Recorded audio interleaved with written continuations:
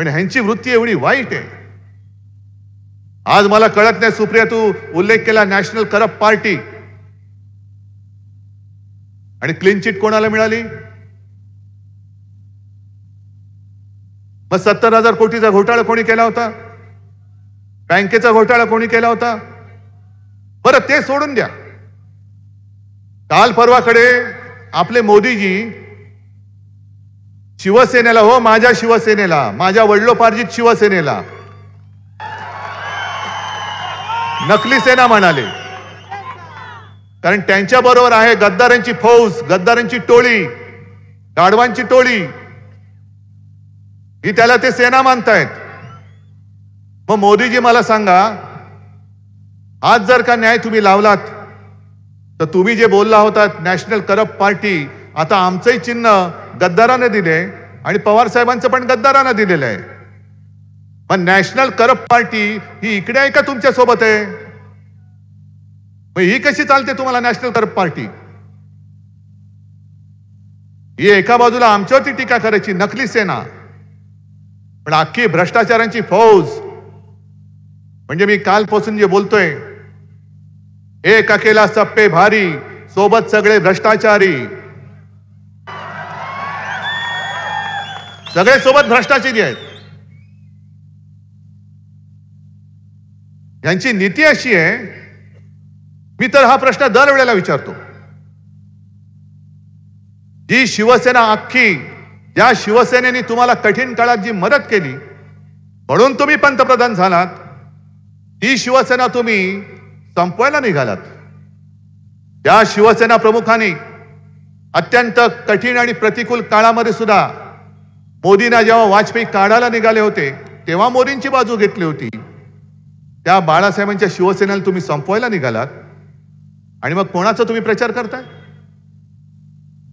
मी कालच्याही सभेत विचारला प्रश्न, तोच तुम्हाला विचारतो. तुम्ही युट्यूब बघता ना? मग त्या रवीश कुमारनी काल एक व्हिडिओ टाकलाय, भारतातलं सगळ्यात मोठं सेक्स स्कॅन्डल.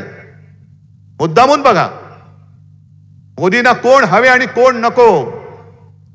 त्या कर्नाटकामध्ये देवेगौडांचा नातू प्रज्वल रेवण्णा, त्याचं ते सेक्स स्कॅन्डल, त्याच्या चित्रफिती मागून चित्रफिती आलेल्या आहेत आणि मोदीजी त्याचा प्रचार करतायत. ह्याला मत द्या म्हणजे मला मत मिळेल, त्यांना मत मिळेल. त्या रेवन्नाचे हात बळकट करा, कशाला? आणखीन फिल्म काढायला. अशी सगळी माणसं, ते तर झालंच, ही यांची नीती. आणि वरपासून खालपर्यंत, म्हणून मी यांना भेकड भाकड जनता पार्टी म्हणतो. ते उगाच नाही बोलत, मुद्दामून बोलतोय त्यांना. मी भाकड एवढ्यासाठी म्हणतो कारण यांनी कधी कोणताही विचार दिलेला नाही, कोणताही आदर्श निर्माण केलेला नाही अशोकरावांचा सोडला तर. ना नेता दिला, ना विचार दिला. आणि स्वातंत्र्याच्या लढ्यात तर ते कधीच नव्हते. उद्याच्या 1 मेच्या संयुक्त महाराष्ट्राच्या लढ्यामध्ये सुद्धा तेव्हाचा जनसंघ सामील झालेला नव्हता. कारण माझे आजोबा त्यावेळेला अग्रणी होते. शिवसेना प्रमुख तेव्हा शिवसेना नव्हती, पण माझे वडील म्हणजे बाळासाहेब, माझे काका म्हणजे श्रीकांत ठाकरे, हे सुद्धा माझ्या आजोबांच्या खांद्याला खांदा लावून लढत होते. आणि हा इतिहास 300-400 वर्षापूर्वीचा नाहीये, हा आता 60-65 वर्षापूर्वीचा आहे. जनसंघ त्यावेळेच्या संयुक्त महाराष्ट्र समितीमध्ये सामील झाला होता. पण कशासाठी? घुसायचं आणि काय मिळेल ते घेऊन बाहेर यायचं.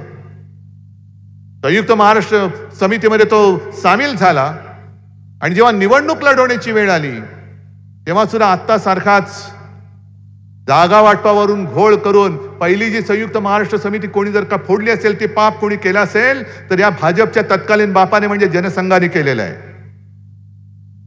म्हणजे यांचा महाराष्ट्र द्वेष हा तेव्हापासूनचा आहे. काल माझी जी सोलापूरला सभा झाली, आज मोदीजी धाराशिवला, म्हणजे त्यांच्या भाषेत उस्मानाबादला होते. मी मोदीजींना जाहीर विनंती म्हणा, आव्हान म्हणा, आव्हान म्हणा,